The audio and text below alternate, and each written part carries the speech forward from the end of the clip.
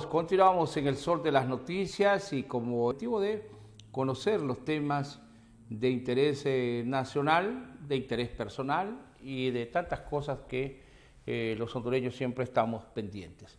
Hoy he invitado a una buena amiga, alguien a quien yo aprecio mucho, pero que también sé que es una persona muy calificada para hablar de diferentes temas. Un gusto saludarla, doctora Montserrat Arita. Gracias por atender la invitación para compartir con nosotros esta mañana aquí en el Sol de las Noticias y que podamos hablar sobre la problemática de la salud en Honduras. Usted, como una profesional muy calificada, pues siempre da a conocer sus puntos de vista por esa experiencia acumulada. Feliz Año Nuevo. Feliz Año Nuevo, mi estimado amigo licenciado Javier. Fíjese que yo en realidad estoy muy agradecida porque ustedes siempre nos han abierto las puertas a la Coalición de Médicos en Acción de Honduras y a mi persona para hablar de estos temas de interés, sobre todo en salud pública. Y me alegra mucho pues que ya estemos en este nuevo año con nuevos retos y luchando siempre por nuestro país, cada quien desde su trinchera, ustedes desde la trinchera del cuarto poder, que es el periodismo. Y bueno, definitivamente agradecerles porque ustedes, aparte de mantenerse a la vanguardia por la salud del pueblo hondureño, siempre nos abren las puertas de esa su casa, que también la sentimos nuestra, porque es uno de los canales que más apoyo nos ha dado. Así que nuestro agradecimiento para el licenciado Edras Amado López y para su persona y todos los demás colaboradores de Canal 36. Se ha ido ampliando esto del COVID-19, doctora. Hay tantas preguntas que la gente está pendiente en el caso particular de los hospitales móviles. A su criterio y desde la Coalición de Médicos en Acción, ¿qué es lo que ha ocurrido? ¿Es incapacidad de quienes estaban al frente de estos, de la compra de estos hospitales y ponerlos en funcionamiento? Mire, con los hospitales móviles consideramos como coalición que las personas más indicadas para hablar de este tema es la actual ministra de Salud, la profesora Alba Consuelo Flores. Es quien, en mi opinión, tendría un panorama más amplio de lo que está pasando, porque esto es vinculado a la Secretaría de Salud. O sea, los hospitales móviles son estrictamente vinculados a la Secretaría de Salud, aunque la persona o la persona jurídica, en este caso Invest, haya sido la que haya hecho la gestión, que por cierto fue muy pésima gestión. Nosotros siempre tuvimos nuestras opiniones como coalición y la verdad pensamos que lo ideal es mejorar lo que ya se tiene para posteriormente construir o traer más hospitales. En el caso de los hospitales móviles, entiendo yo que fue por la premura del tiempo, por la necesidad que se tenía en este momento de la pandemia de la COVID-19, que se decidió comprar estos hospitales móviles. Sin embargo, recuerde que todo va sufriendo una depreciación. Si usted compra un automóvil, si usted compra equipo médico, todo lo que usted compra, hasta este reloj que yo ando, se va depreciando cada año. Aunque usted compre, por ejemplo, un automóvil o un equipo médico directamente de la tienda, ese equipo médico o ese automóvil tiene una depreciación o sufre una depreciación del 20%. Si su carro le costó 100,000 lempiras, ya al año cuesta 80,000. Si su carro está costando 80,000 ahorita y lo compró a 100,000, pero ya estamos en el segundo año, ya ese año se deprecia en 20% más, entonces su carro ya cuesta 60,000, hasta que a los 5 años prácticamente por la depreciación que se sufre, el valor queda prácticamente en cero. Entonces obviamente todavía tiene vida útil, porque tiene vida útil, pero esto sufre una depreciación y la depreciación es a nivel mundial, igual nacional. Entonces, ¿qué doy a entender con esto? Que lo ideal hubiera sido invertir en infraestructura en lugar de hospitales móviles, pero estamos ante otra también situación, que ya tenemos en nuestro país aproximadamente 49, 50 hospitales. Entonces, si yo hubiera sido secretario de Estado en el despacho de salud, ¿qué hubiera hecho? Hubiera propuesto la modernización de lo ya existente, porque ya es una inversión que se tiene. Es decir, modernizar los hospitales que ya teníamos. Si no reunían las condiciones, entonces ahí sí compete construir o edificar, porque la infraestructura hospitalaria no solo es el local donde usted va a poner un hospital, es también si ese hospital tiene área verde o no, si ese hospital va a tener un helipuerto. La mayoría de nuestros hospitales no tienen helipuerto, y eso es necesario, sobre todo en el traslado de pacientes que vienen muy graves. Entonces, son cuestiones que hay que considerar, ¿verdad? Que hay que considerar, por eso es que se necesitan en ese tipo de puestos personas que reúnan todas las condiciones, todo el perfil, ¿verdad? Tanto académico como técnico, así como el expertise, para poder tomar ese tipo de decisiones.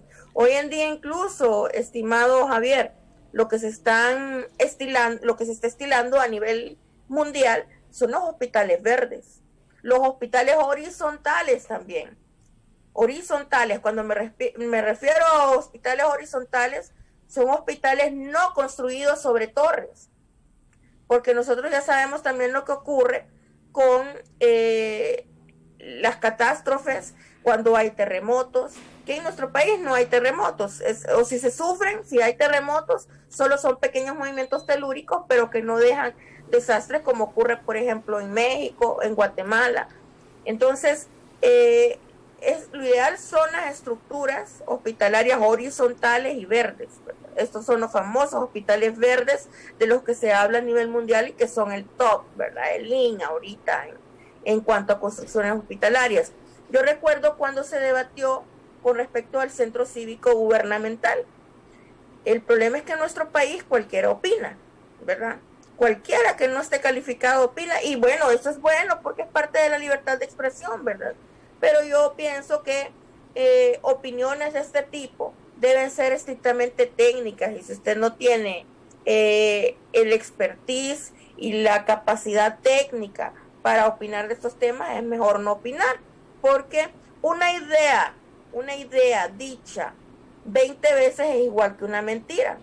Aunque sea mentira, termina haciéndose verdad y la gente termina pensando que las cosas son erróneas, como la otra persona piensa. Entonces, el centro cívico gubernamental fue construido para eso, para oficinas, para un centro cívico. Qué bueno que se condicionaron los triajes, pero ya para hospital en todos esos pisos no nos funcionaría.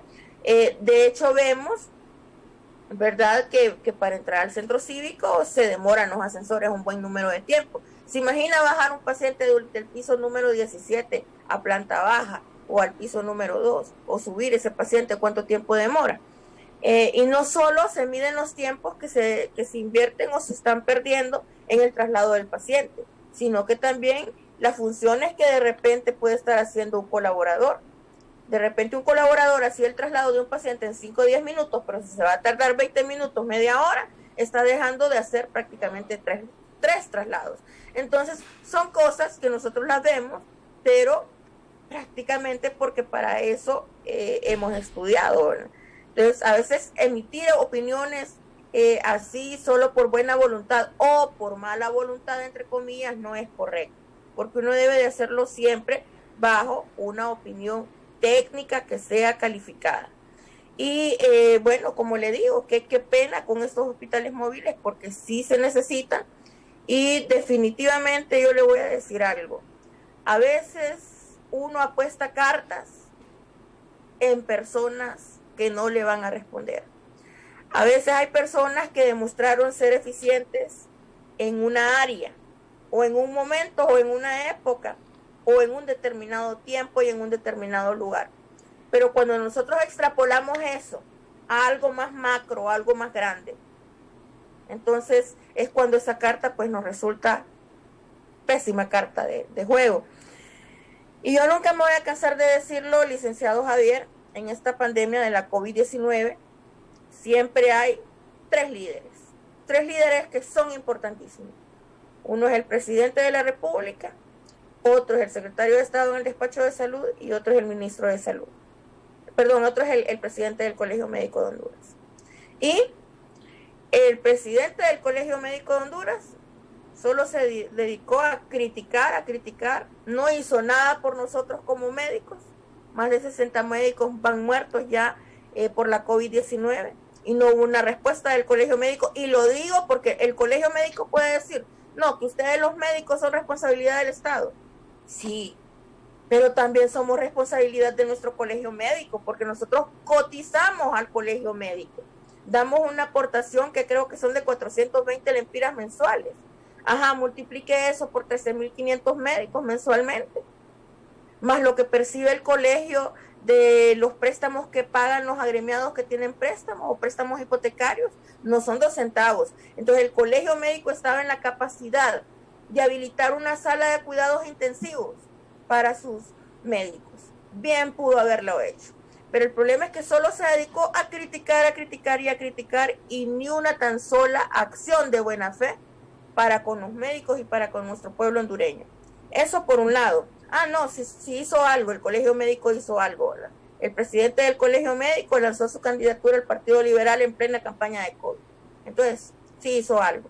Ahora, el secretario de Estado en el despacho de salud, vimos una secretaría que prácticamente parecía que estaba acéfala. Parecía acéfala.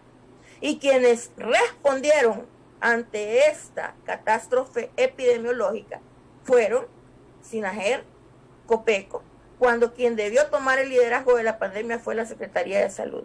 Sin embargo, bueno, lo bueno es que logró controlarse la pandemia, porque logró controlarse. Ahorita hay un segundo rebrote ya, que probablemente aparezca en esta segunda semana epidemiológica, por también el comportamiento errático de nosotros como población, que nos falta más disciplina y responsabilidad.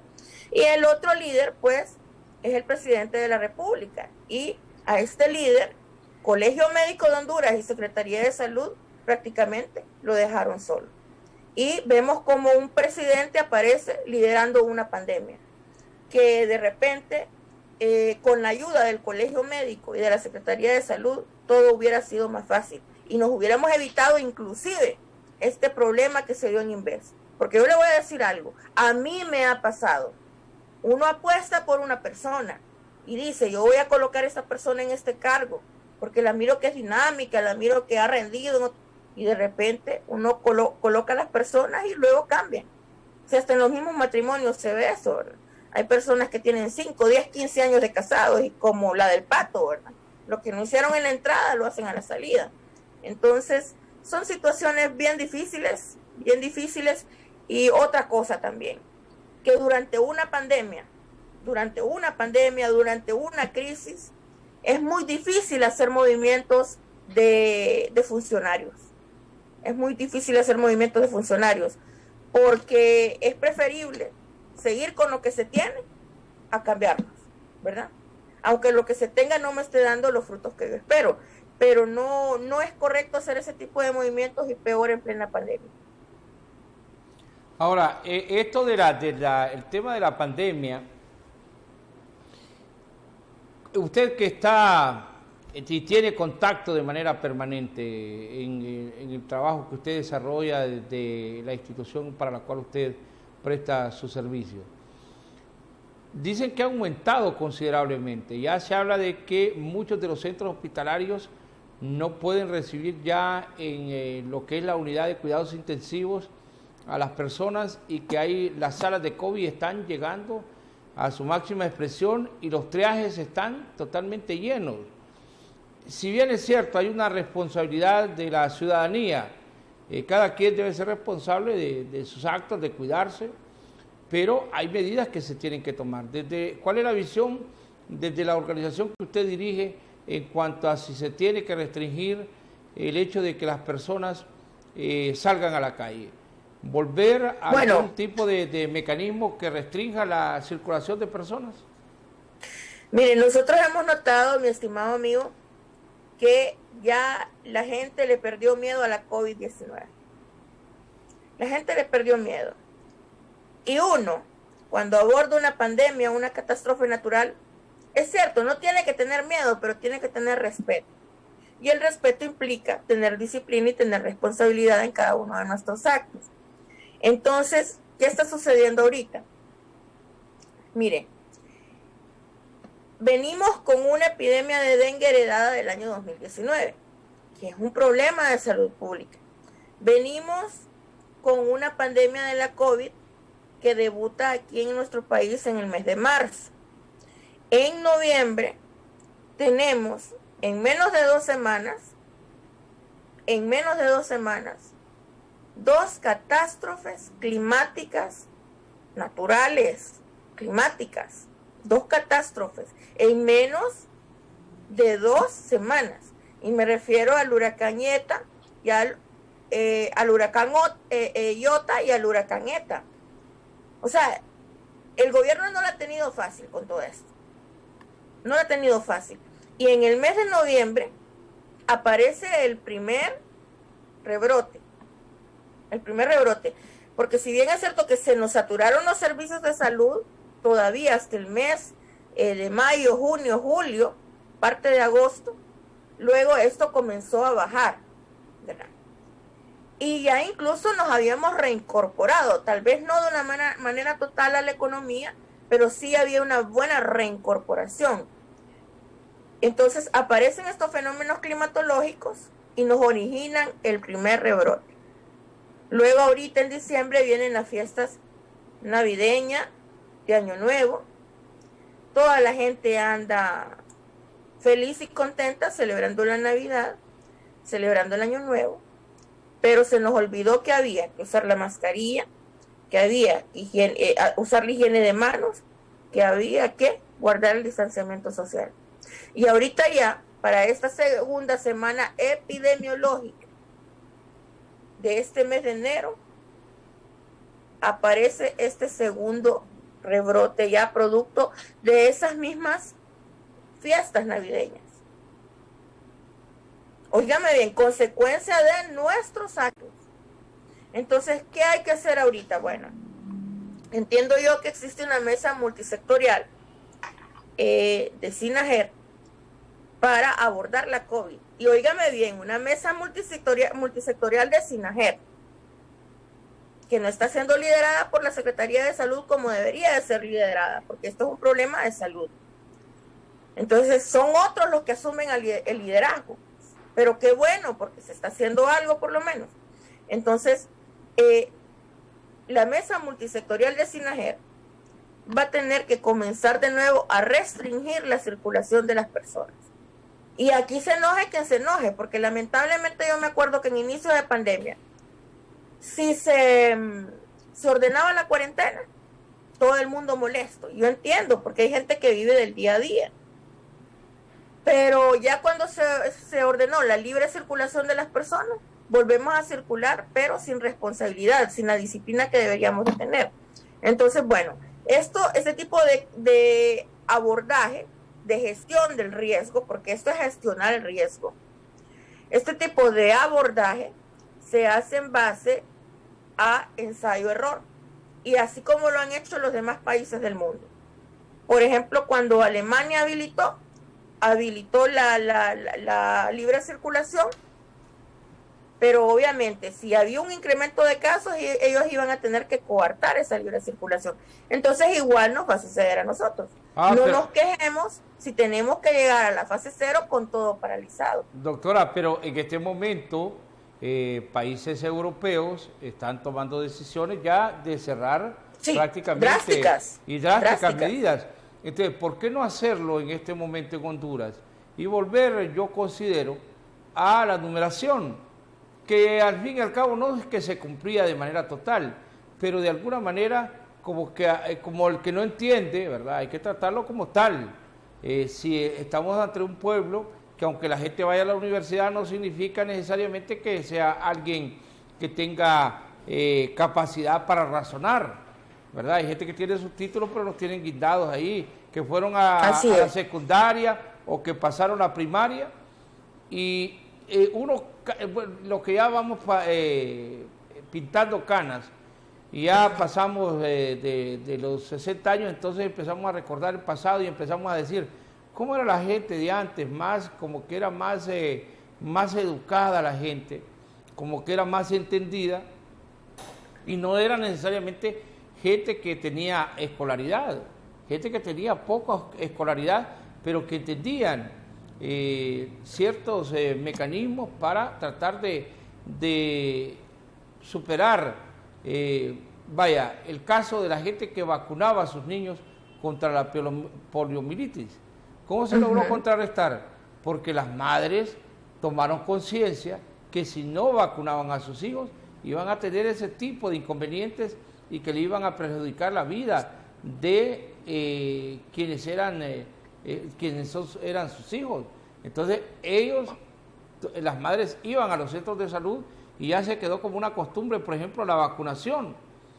La vacunación no es, usted que vive la experiencia sabe que un gran porcentaje de madres que llevan a sus niños a vacunar no son gente que tienen alta escolaridad, no, gente que de repente tiene ninguna escolaridad, pero que entendieron que era necesario tomar algunas medidas para que esto se volviera una costumbre. Ahora, el tema de la vacunación.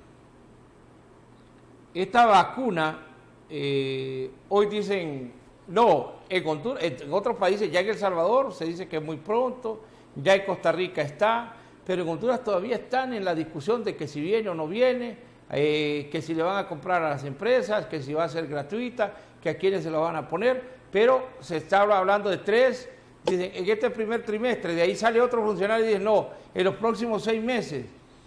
Esta situación nos pone también como un país realmente atrasado en tomar decisiones que al final están costando la vida de muchos seres humanos. Ante esto de la vacuna, ¿cuál es la posición de ustedes? Efectivamente, lo que dice usted es completamente cierto, estimado. Antes había mayor responsabilidad de la población, ahora se ha perdido eso. Conductas que son completamente irresponsables, incluso de madres hacia hijos, niños sin mascarilla circulando por la calle. Entonces, pero esto ya es un tema que tiene que ver con lo que siempre hemos hablado nosotros, que tiene que ver con la alfabetización en salud. La alfabetización en salud, yo siempre les digo, que tiene en línea de tiempo un momento o una fecha y hora de inicio, pero no tiene una de finalización o caducación. Y precisamente, primero se hacía campaña, ahorita ya se ha bajado el nivel de campaña contra la COVID-19, y son cosas que hay que seguir haciendo, porque alfabetizar la gente, aparte de empoderar a la gente, es hacer actividades de prevención. Entonces, con respecto a la vacuna, lo que usted dice es completamente cierto.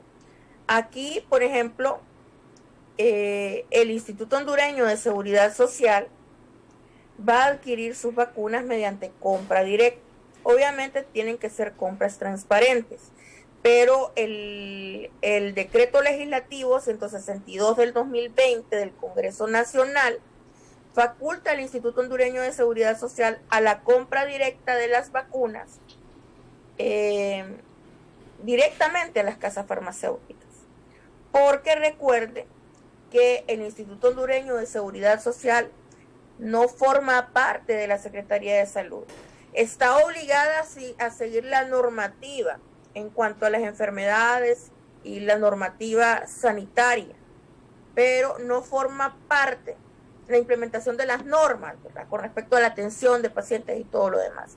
Pero no forma parte de la Secretaría de Salud y tiene un presupuesto completamente autónomo de la Secretaría de Salud por ser una entidad o institución descentralizada. Recuerde que el Instituto Hondureño de Seguridad Social trabaja con un presupuesto o finanzas que son tripartitas. Una aportación del empresario o del patrón o de la empresa o de la patronal, una aportación del empleado y otra aportación que da el gobierno, otro porcentaje. Entonces, su presupuesto es autónomo y con su presupuesto es como cuando hay una pareja. El esposo y el esposo, cada quien gana su dinero y cada quien decide qué hacer. La obligación es hacer algo por su familia, pero cada quien decide qué hacer. Si usted paga la luz y yo pago el agua, o si yo pongo la comida y usted paga la casa. Entonces, igual sucede, por ejemplo, con el Instituto Hondureño de Seguridad Social. En el Instituto Hondureño de Seguridad Social, como se maneja un presupuesto autónomo, ellos van o nosotros, porque yo formo parte del instituto, vamos a poder adquirir nuestra vacuna mediante compra directa. Ahora bien, completamente lo contrario con la Secretaría de Salud. Sí, vamos a ver ahí, doctora. La Secretaría... Doctora, a ver si hemos perdido ahí su imagen momentáneamente. Ahí la hemos recuperado. Ahorita, ahí, okay. ahí, con la Secretaría de Salud, lo que sucede, por ejemplo, es que las vacunas no las puede comprar directamente. Las vacunas tiene que comprarlas a través del fondo rotatorio de la Organización Panamericana de la Salud, UOPS, porque estamos adscritos a un convenio con la Organización Panamericana de la Salud, precisamente para que las vacunas sean a un menor costo, de una calidad aceptable y que no haya, por ejemplo, corrupción, que las compras sean transparentes. Todos nosotros sabemos lo que ha ocurrido con Secretaría de Salud desde hace 25, 30 años atrás. Los trances que han habido en Secretaría de Salud no son de ahorita, ni de 5, 4, 10, 8 años, son de 25, 30 años atrás. Entonces, precisamente, el programa ampliado de inmunizaciones, el PAI de la Secretaría de Salud, ha sido la carta de presentación de la Secretaría, por no decir lo único que ha hecho con excelencia. Entonces, precisamente porque las vacunas se adquieren a través del fondo rotatorio de la OPS, o sea, no se adquieren por compra directa, y modificar esta situación sí es problemática. Entonces, tengo entendido yo, mi estimado amigo, que estas vacunas van a estar adquiriéndose en el segundo trimestre de este año, ¿verdad? Que sería a partir del mes de abril. Esperemos que vengan rápido, ¿verdad? Que no vengan como los hospitales, que todavía los estamos esperando. Ojalá estas vacunas ingresen pronto. Ahora, ¿las vacunas van a venir a ayudar a controlar la pandemia en nuestro país? Sí, van a venir a ayudar a controlar la pandemia, pero no van a ser la solución. La población tiene que entender, por el amor de Dios, que hay que ser responsables, que hay que ser disciplinados, que hay que seguir con los protocolos de bioseguridad. ¿Por qué razón? Porque una vacuna lo que hace, la inmunidad es como nuestro organismo se defiende contra la agresión de una enfermedad. Eso es la inmunidad. La inmunidad puede ser innata, como la inmunidad que existe en nuestra piel y en nuestras mucosas, que son la primera barrera de defensa, o puede ser adquirida. Y cuando la inmunidad es adquirida, es una inmunidad o adaptativa o pasiva. En el caso de la vacuna, sería una inmunidad, la inmunidad adaptativa, por ejemplo, se adquiere a través de que a mí ya me dio la influenza, la próxima vez que me dé, me va a dar un poquito menos fuerte o me va a dar leve.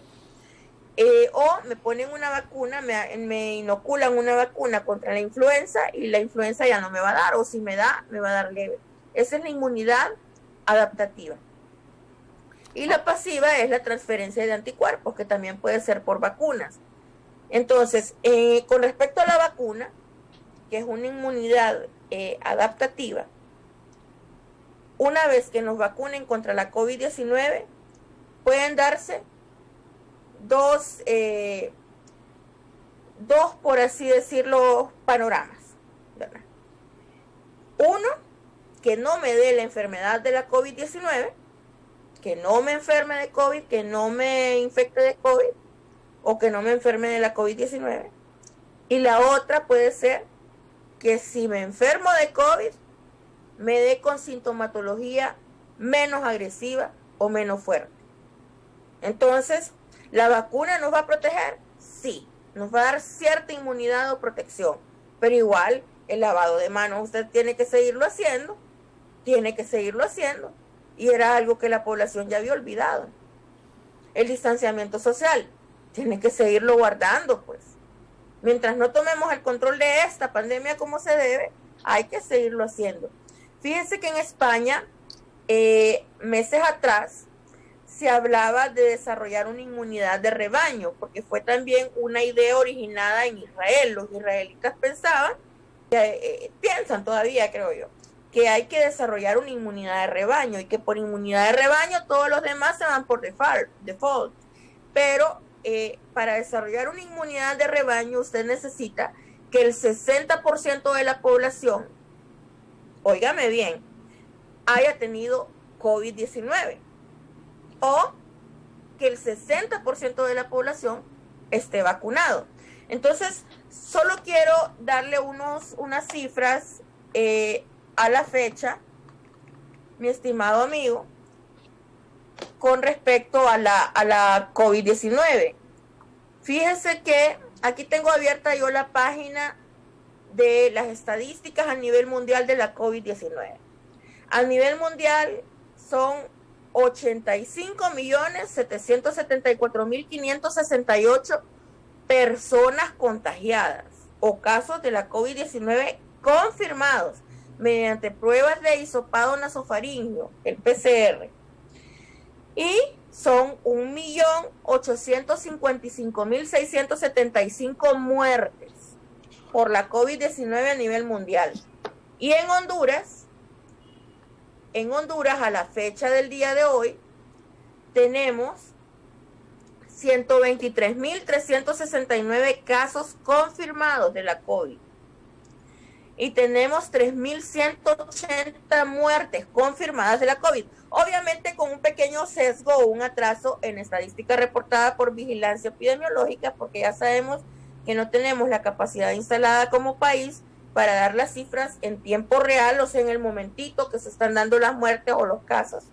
Entonces, obviamente con un sesgo de información que va de 1 a 2 semanas, ¿verdad?, de retraso. Pero, ¿qué significa esto? Que no nos podemos confiar. ¿Por qué razón? Porque si para desarrollar una inmunidad de rebaño y proteger a toda la población necesitamos que el 60% esté contagiado o esté vacunado, 123.369 casos no son el 60%.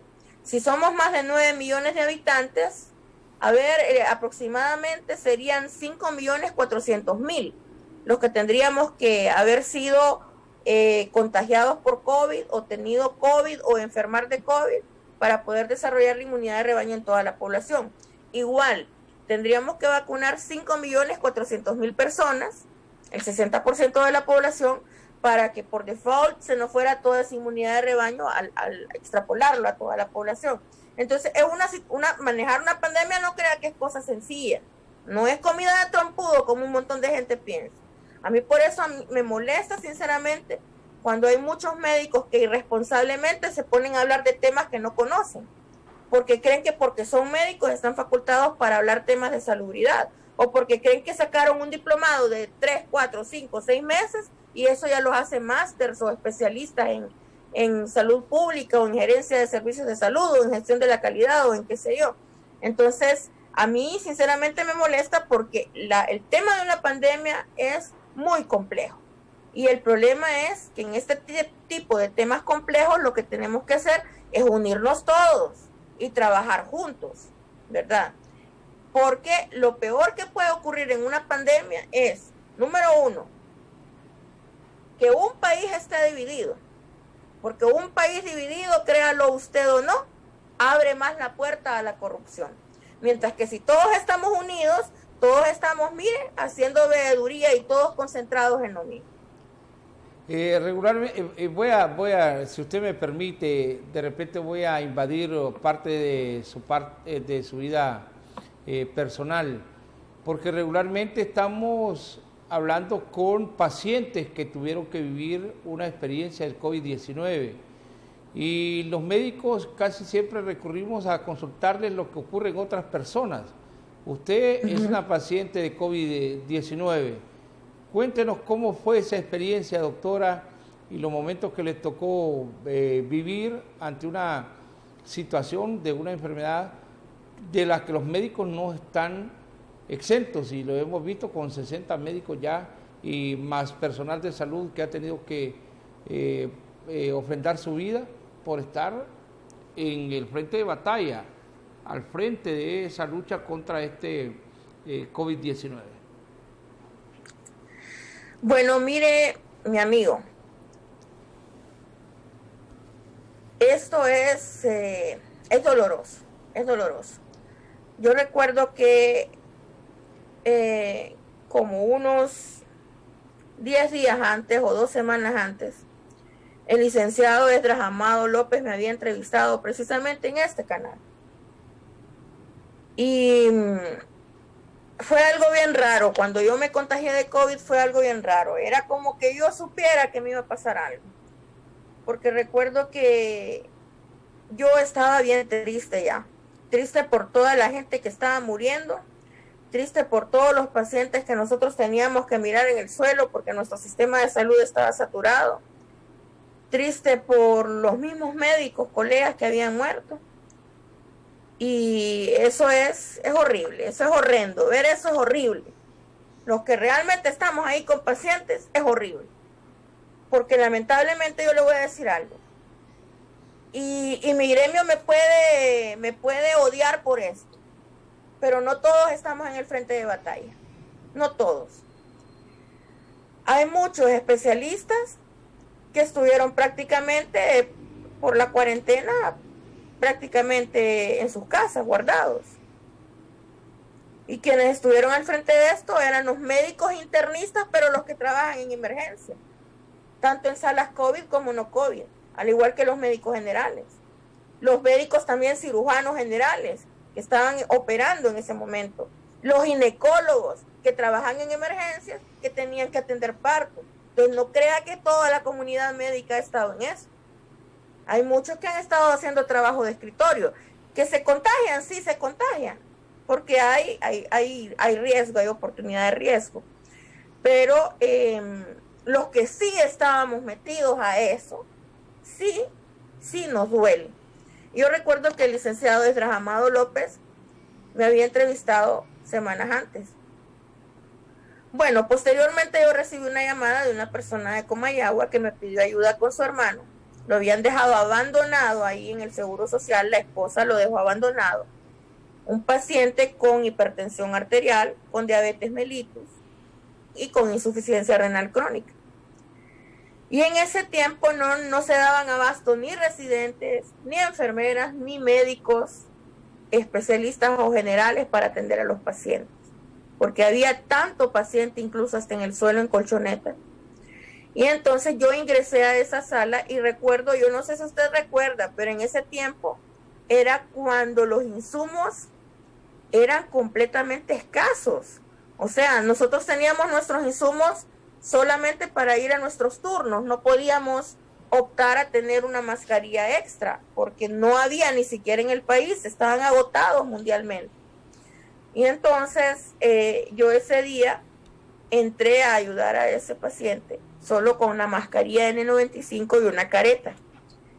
Recuerdo que lo cambié, le di de comer, le conseguí oxígeno, y le fui a hacer la gestión para que le hicieran su hemodiálisis, porque no lo habían dializado.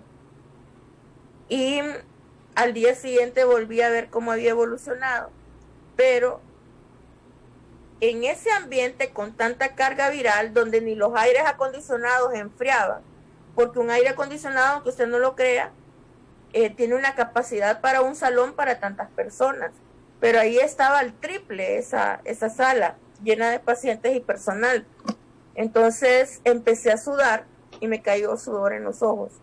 Y yo pienso que esa fue la forma en cómo me contagié, la carga viral que había ahí. Bueno, yo seguí trabajando y recuerdo que yo tomé mi guardia un 3 de julio por la noche. Y cuando yo tomo mi guardia, yo me empecé a sentir mal. Tenía anosmia ya, no había perdido el olfato. Y sentí un dolor horrible en el pecho. Yo sentía que el pecho me lo estaban partiendo con una hacha. Uh-huh. Y entonces acudo a mi médico internista, que es el doctor Heriberto Núñez. El doctor Heriberto Núñez es uno de los mejores médicos internistas que tiene el Instituto Hondureño de Seguridad Social, como profesional y como persona. Porque esta es otra cosa que hay que aclararle a la población, estimado licenciado Javier, que hay médicos que son excelentes como profesionales, pero como personas dejan mucho que desear. Y usted tiene que ser excelente médico, pero también excelente persona, porque usted va a tratar con personas, no con animales. Entonces, y el doctor Heriberto es uno de los mejores médicos que tiene el Instituto Hondureño de Seguridad Social, como médico y como persona, y me dice, no, Montserrat, yo pienso que hay que hacerte todo, yo pienso que esto es un COVID. Y obviamente yo en ese momento estaba en negación porque yo soy una mujer soltera, ¿verdad? No me he casado porque no me ha salido una persona que reúna las características que yo quiero. El hombre con el que yo me case va a ser el hombre que reúna las características. Y no es que yo sea exigente, sino que uno también tiene que saber a quién escoger como compañero de vida.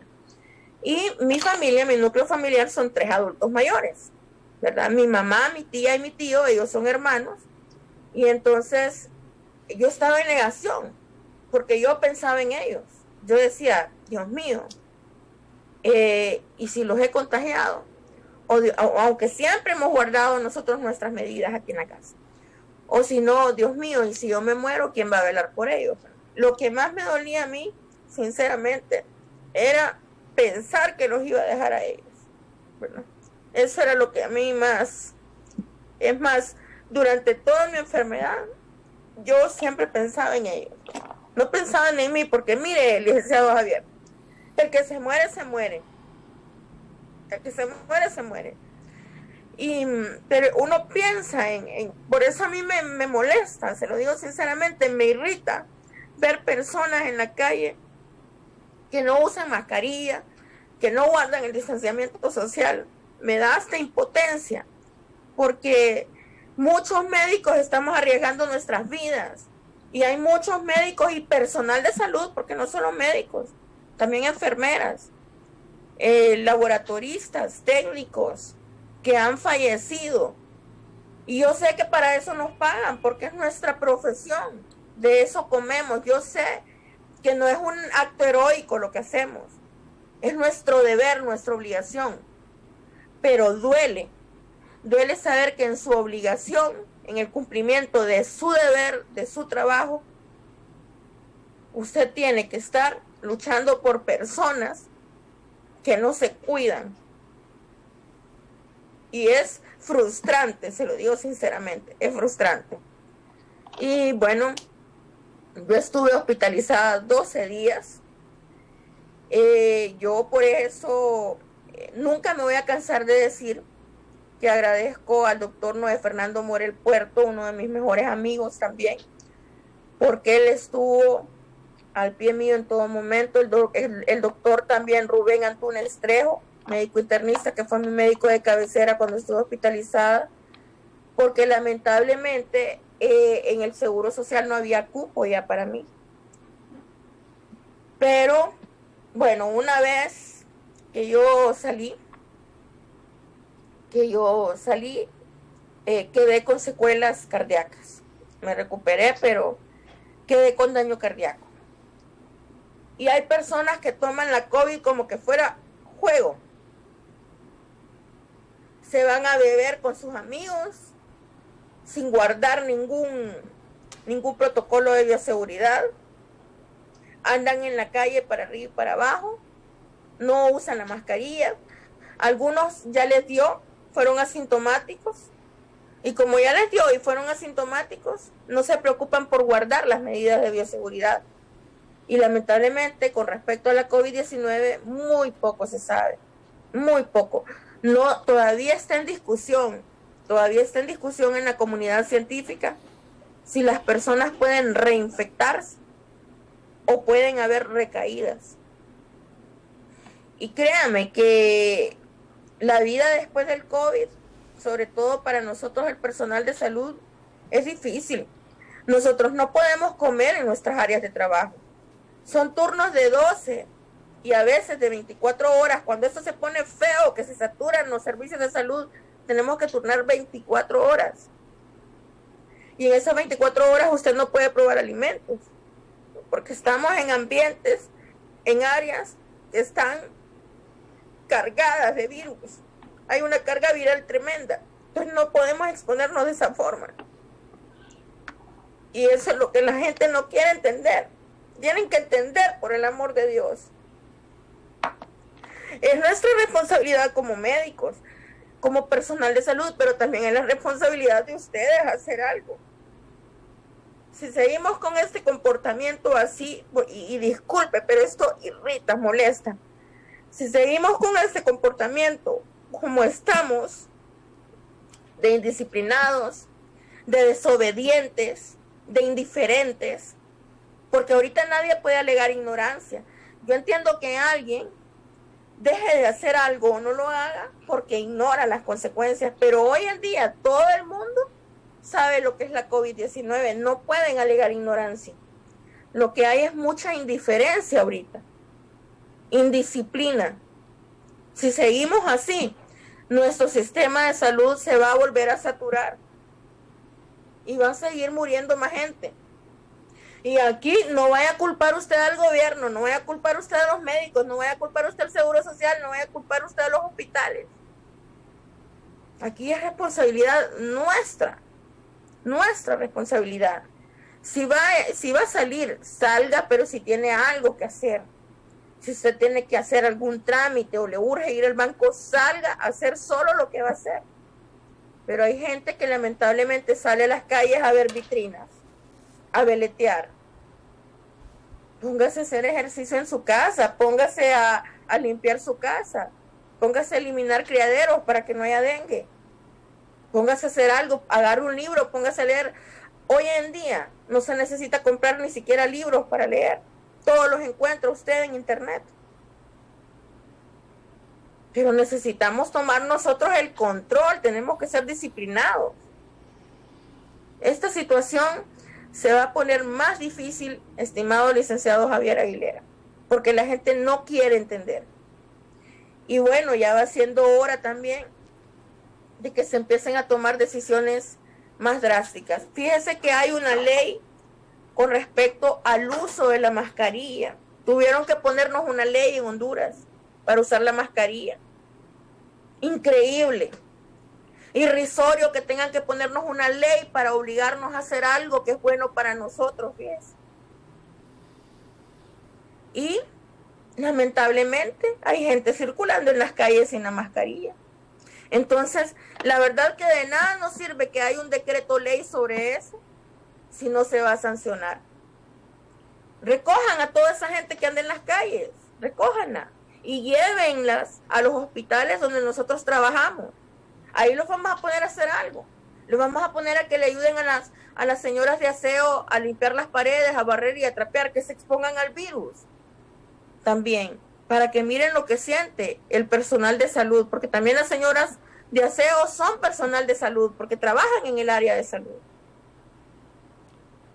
Bueno. Entonces, definitivamente tenemos que tener más mano dura. El gobierno tiene que tener más mano dura con la gente que incumple. Y no solo las personas, licenciado Javier, sino que los comercios también, las instituciones. Mire, yo he ido a instituciones tanto públicas como a centros comerciales, en donde las alfombras de desinfección están de adorno, secas completamente, secas. Entonces, cada quien tiene que poner su parte en eso. Bueno, doctora, le agradezco la presencia y ya sabe, siempre estamos a la orden aquí para poder compartir con usted y sé que usted también siempre está presta ahí para brindarnos parte de su apretada agenda para poder hablar con nosotros y expresar sus sentimientos en cuanto a lo que ocurre en el país. Muchas gracias y me saluda. Un placer, estimado amigo. Que Dios le bendiga. A todos ustedes, gracias por la sintonía. Continúe con la programación del único y más completo canal de noticias, Canal 36. Pásela bien.